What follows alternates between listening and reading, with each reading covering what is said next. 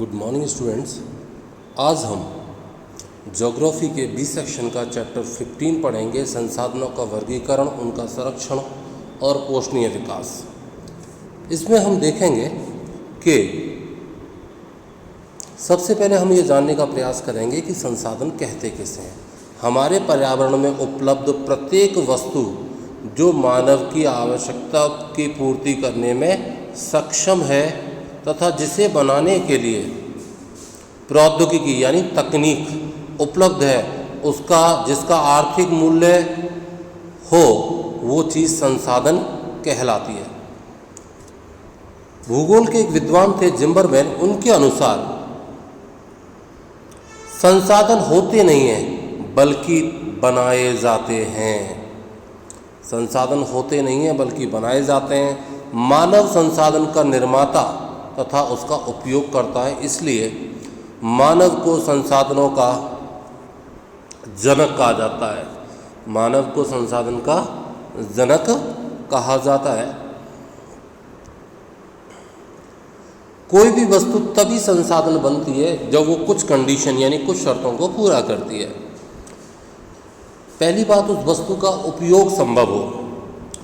दूसरा, वस्तु का रूपांतरण यानी उसे ज़्यादा मूल्यवान बनाने में किया जा सके और अधिक मूल्यवान उपयोगी वस्तुओं में किया जा सके। जैसे उदाहरण के लिए अपन देखें, कपास से धागा बनता है, उसकी कीमत बढ़ जाती है, उसके उपयोग बढ़ जाते हैं। धागे से कपड़ा बनता है, उसकी कीमत और बढ़ जाती है और उसके उपयोग बढ़ जाते हैं। तो ठीक इसी प्रकार से अपन इसको इसमें शामिल करते हैं।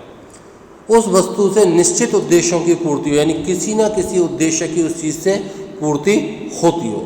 इन वस्तुओं के दोहन की योग्यता रखने वाला मानव संसाधन उपयोगी उपलब्ध हो। यानी हम प्रकृति से जो भी कुछ प्राप्त करते हैं वो आज से तो है नहीं, जब से पृथ्वी का निर्माण हुआ है तब से वो चीज़ें हैं, लेकिन जैसे जैसे मनुष्य का तकनीकी विकास होता चला गया है, हमारी वस्तुओं का उपयोग करने की क्षमता भी दिन प्रतिदिन बढ़ती चली गई है।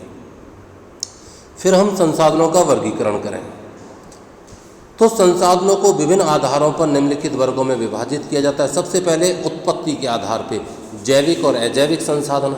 जैविक संसाधन वो होते हैं जो श्वसन क्रिया में भाग लेते हैं और अपने वंश की वृद्धि करते हैं। अजैविक संसाधन वो होते हैं जो श्वसन क्रिया में भाग नहीं लेते और अपने वंश की वृद्धि नहीं करते।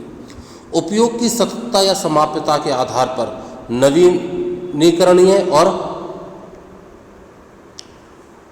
अनवीकरणीय संसाधन। स्वामित्व के आधार पर व्यक्तिगत संसाधन, राष्ट्रीय संसाधन और अंतर्राष्ट्रीय संसाधन। विकास की स्थिति के आधार पर अपन बात करें तो संभावित जिनका भविष्य में इस्तेमाल किया जा सकता है, विकसित जिनको हमने डेवलप कर लिया है, और संचित भंडार जो हमारे पृथ्वी के भूगर्भ में एकत्रित हैं जिन्हें हम भविष्य में इस्तेमाल कर सकते हैं। सबसे पहले हम उत्पत्ति के आधार पर संसाधनों का वर्गीकरण करेंगे, जिसमें जैविक संसाधन। जैविक घटकों से संबंधित संसाधनों को जैविक संसाधन कहते हैं। उदाहरण के लिए मानव, प्राणी जात, वनस्पति आदि इसमें शामिल है। अजैविक संसाधनों की अगर अपन बात करें तो अजैविक संसाधन में ये संसाधन निर्जीव वस्तुओं से बने, जैसे चट्टानें, खनिज, भूमि, मिट्टी, पवन, जल आदि। उपयोग की सततता या समाप्यता के आधार पर अगर अपन करें तो नवीकरणीय संसाधन वे संसाधन जिनको एक बार में प्रयोग के बाद पुनः प्राप्त किया जा सकता है, नवीकरणीय संसाधन कहलाते हैं।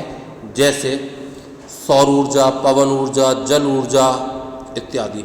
अनवीकरणीय संसाधन जिनका एक बार उपयोग करने के बाद में वो समाप्त हो जाते हैं, दोबारा से उनका इस्तेमाल नहीं किया जा सकता। जैसे कोयला, पेट्रोलियम, एक बार आप उसका इस्तेमाल कर लीजिए, दोबारा से आप उसका इस्तेमाल नहीं कर सकते। Thank you.